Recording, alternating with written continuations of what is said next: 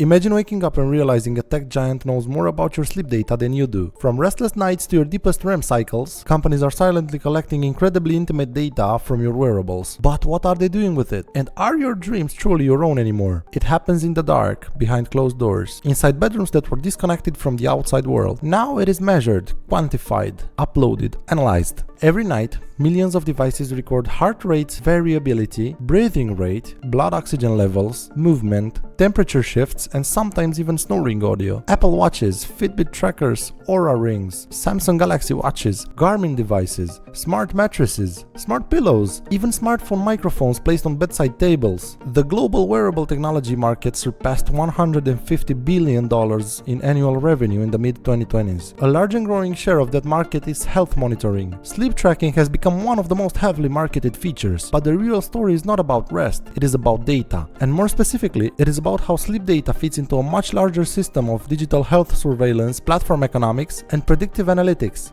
To understand why your sleep is being harvested, it is necessary to understand how modern tech companies make money. Most major technology platforms operate on data-driven business models. Even when revenue appears to come from hardware sales, subscriptions, or app ecosystems, long-term competitive advantage is built on data accumulation. Data improves algorithms. Algorithms improve services. Improved services attract more users. More users generate more data. This feedback loop is the core growth engine of the digital economy. Sleep data is particularly valuable because it connects physical health, mental health, productivity, and long-term medical risk. Consider what modern wearables collect during a single night. Accelerometers measure movement dozens of times per second. Optical heart rate sensors track pulse continuously. Some devices monitor blood oxygen saturation, others measure skin temperature. Advanced rings and watches calculate heart rate variability, which is linked to stress and recovery. From these inputs, algorithms estimate sleep stages: light sleep, deep sleep, and REM sleep. In clinical sleep labs, these stages are measured using electroencephalography. Wearables cannot directly measure brainwaves. Instead, they infer sleep states from patterns in heart rate and movement. This means the data is probabilistic.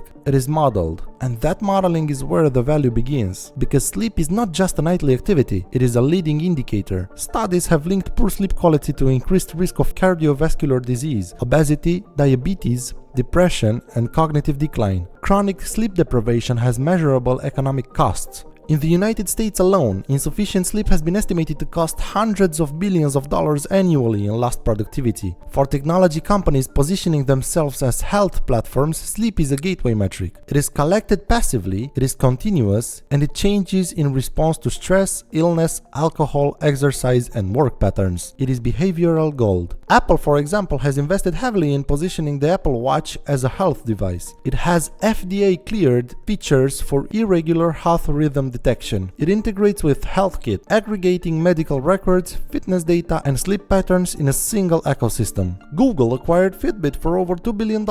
That acquisition was not about hardware margins. It was about the longitudinal health data from millions of users. Oura, a company focused almost entirely on sleep and recovery tracking, has partnered with professional sports teams and research institutions. During the COVID-19 pandemic, wearable temperature and heart rate data was studied for early detection of infection. Each of these examples points to a broader shift. Sleep data is becoming part of the digital health infrastructure, and infrastructure has strategic value. Technology companies understand that healthcare represents nearly 20% of the United States GDP. Globally, health spending is in the trillions of dollars annually. It is fragmented, regulated, and inefficient. It is also data poor compared to other industries. Medical records are siloed. Diagnoses are episodic. Patients visit doctors occasionally, not continuously. Wearables change that. They create continuous data streams. Instead of a blood pressure reading once a year, there is heart rate data every minute. Instead of a subjective question about sleep quality, there is a nightly sleep score. This transforms health from an occasional event into a constant data flow. And constant data flows are the foundation of predictive systems. Predictive systems are more valuable than descriptive ones. Descriptive data tells what happened. Predictive data suggests what will happen. If sleep patterns begin deteriorating, algorithms may infer rising stress levels. If heart rate variability declines over weeks, systems may flag recovery issues. If blood oxygen levels drop during sleep, devices may suggest potential sleep apnea. Some of these features are already implemented, others are under development. The more granular and long-term the dataset, the better the predictions. And better predictions can support subscription services, insurance partnerships, employer wellness programs, pharmaceutical research, and personalized advertising. This is where the system becomes more complex. Most consumers assume sleep data is used to generate a simple sleep score displayed in the morning. In reality, it feeds into massive machine learning models trained on aggregated, anonymized datasets across millions of users. Aggregated data reveals population level patterns. Population level patterns enable product development and strategic positioning. For example, if data shows that users who exercise in the afternoon sleep better, companies may build features nudging afternoon workouts. If certain demographic groups display distinct recovery patterns, marketing strategies can be adjusted accordingly. There is also secondary value. Anonymized health datasets are valuable for research. Partnerships between tech companies and universities increasingly rely on wearable data. The Apple Heart Study enrolled hundreds of thousands of participants to analyze irregular heart rhythms. Similar studies incorporate sleep metrics. While companies often emphasize privacy protections, anonymization is not absolute. Academic research has shown that re-identification of supposedly anonymous datasets is sometimes possible when combined with external information. Sleep data is particularly identifying because it encodes routine, bedtime, wake time, and night awakenings. Over weeks and months, these patterns create behavioral fingerprints. Beyond research, there is commercial incentive. Digital advertising thrives on behavioral insights. Sleep quality correlates with mood, purchasing behavior, and engagement patterns. A user who slept poorly may interact differently with apps than someone well rested. Even if individual sleep metrics are not directly sold to advertisers, aggregated behavioral correlations inform platform optimization, and optimization increases revenue. Insurance is another frontier. Some life and health insurers already offer discounts for wearable data sharing. In exchange for lower premiums, customers agreed to transmit activity and sleep information. From the insurer's perspective, continuous health monitoring reduces information asymmetry. Instead of relying on self-reported lifestyle data, insurers access objective metrics. From the platform's perspective, insurance partnerships create new revenue channels. But this raises a structural question. When sleep data influences insurance pricing, does it remain a wellness feature or does it become a risk assessment tool? This shift from consumer gadget to risk infrastructure is subtle but significant. Historically, sleep was unmonitored unless a serious medical issue emerged. Now, minor variations are quantified nightly. Algorithms classify sleep as good, fair, or poor. These classifications influence behavior. Users adjust bedtime routines, they modify caffeine intake, they worry about low scores. This creates a feedback loop, not just for data, but for psychology. When sleep becomes a metric, it becomes something to optimize. Optimization drives engagement. Engagement drives platform stickiness. Platform stickiness drives revenue stability. The system reinforces itself, yet there are technical limitations that complicate the narrative. Consumer wearables are not medical-grade devices. Their sleep stage estimates can vary significantly compared to clinical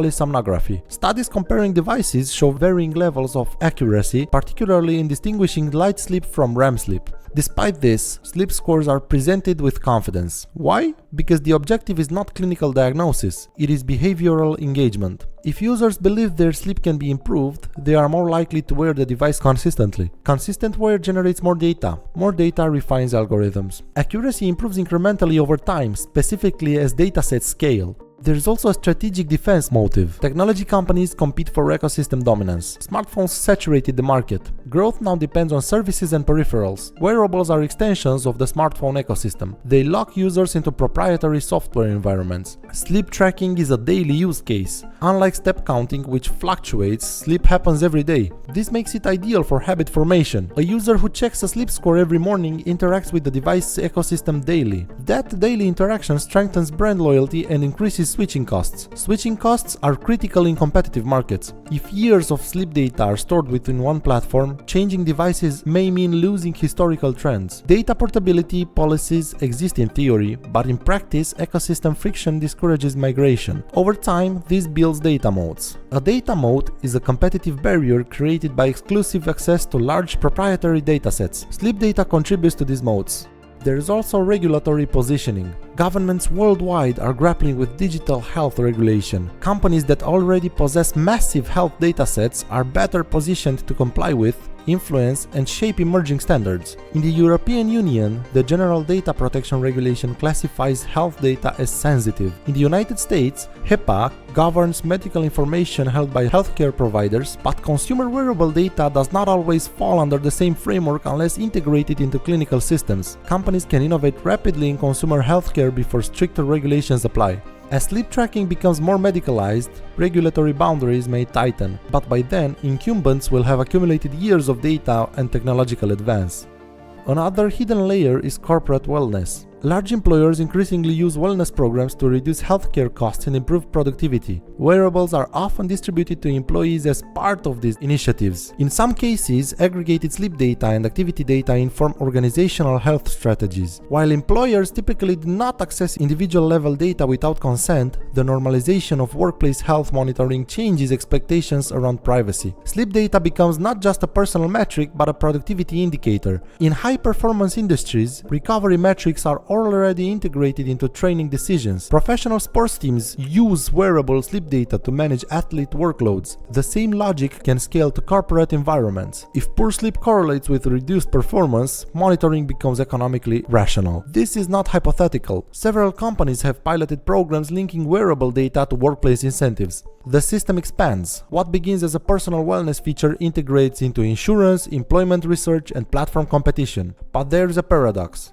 Despite the intense data collection, most users receive only simplified outputs: a sleep score, a graph, a recommendation. The complexity of the underlying data analysis remains invisible. This asymmetry benefits platforms. Users generate rich datasets but access only curated insights. Raw data remains within corporate servers. This asymmetry mirrors broader trends in the data economy. Users provide behavioral information in exchange for convenience. Platforms retain analytical control. Control enables monetization. Another non-obvious dimension is artificial intelligence training. Large-scale biometric datasets are valuable training material for health-focused AI systems. Machine learning models require diverse longitudinal data to detect subtle correlations.